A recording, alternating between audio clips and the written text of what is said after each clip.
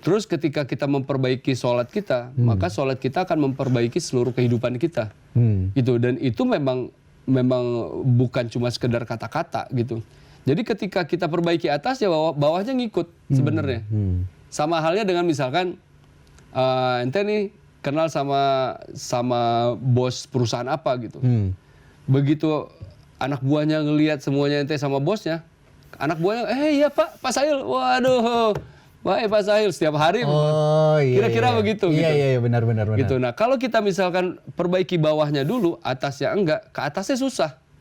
Jadi kita atasnya dulu baru bawahnya ngikut. Okay. Terus dulu sempat ada diwawancara juga. Pertanyaannya gini waktu itu. Ketika orang hijrah, pasti teman-temannya juga berubah. Kata dia kan. Oh iya, pasti. Pasti kan ada tuh berkumpullah dengan orang-orang yang soleh kan. Iya, tapi itu bukan untuk selamanya begitu, dia bilang. Untuk sementara waktu, iya. Kita berteman dengan orang-orang yang soleh.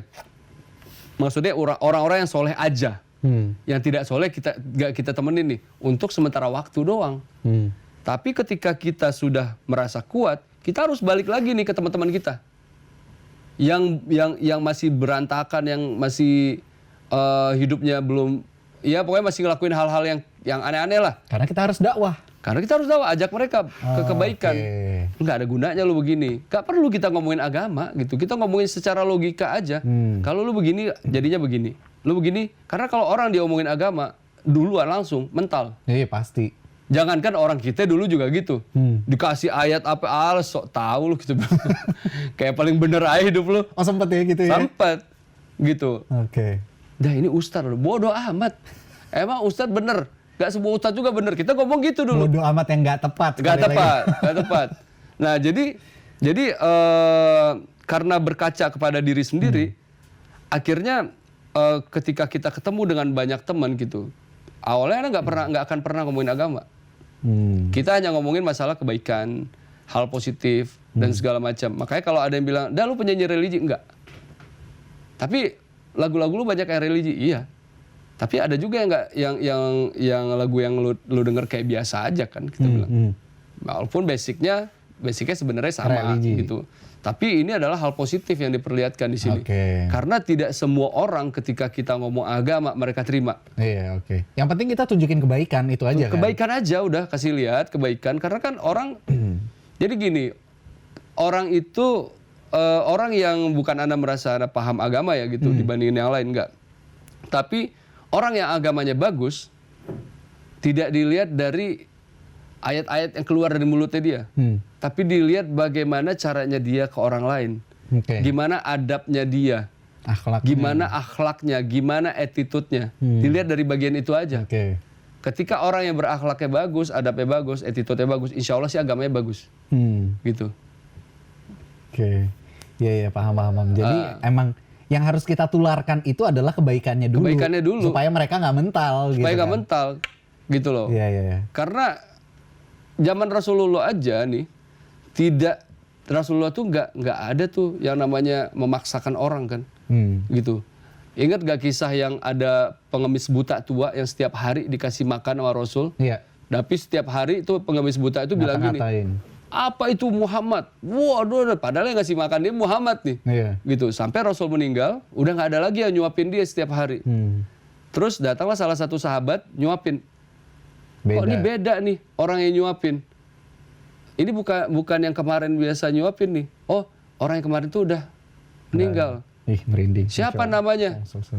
Muhammad. Langsung masuk Islam. Jadi maksudnya yang diperlihatkan Rasul waktu itu bukan ngomong tentang oh ayat ini, ayat itu, bukan ngomong tentang surga dan neraka, bukan ngomong tentang hal, tapi memperlihatkan adab. Ke orang yang membenci Rasulullah sekalipun diperlihatkan adabnya. Gitu. Ini orang Yahudi udah tahu setiap hari tuh maki-maki dia di depan dia dikasih makan. Iya kan? Tapi terus-terusan gitu. Sampai akhirnya begitu Rasul meninggal baru adab yang paling diutamakan sebenarnya gitu. Iya benar. Gitu. Jadi selama proses hijrah ini yang membuat Bang Eda kuat nih, yang mensupport full tuh siapa? Keluarga. Keluarga. Semua keluarga. Semua keluarga. Karena mereka nggak percaya. Oh ya? Mereka nggak percaya, waduh anakku bisa begini. Lucu. Karena tahu kan maksudnya anaknya kuliah di kampus seni, yang dimana kampus seni itu kan bebas, gitu. Mau ngapa-ngapain ya namanya juga seni ya, anak gitu. Seni lah ya. Terus udah gitu lingkungan tempat tinggal di dekat kampus pun waktu itu Bronx, ya kan. Terus kehidupan di dunia entertainment juga mereka tahu dan segala macam. Ya jadi mungkin orang tua itu cuma bisa berdoa aja. Ya Allah mudah-mudahan anak gue tobat ya. Mungkin cuma bisa berdoa aja gitu. Terkabul sekarang. Ya alhamdulillah gitu.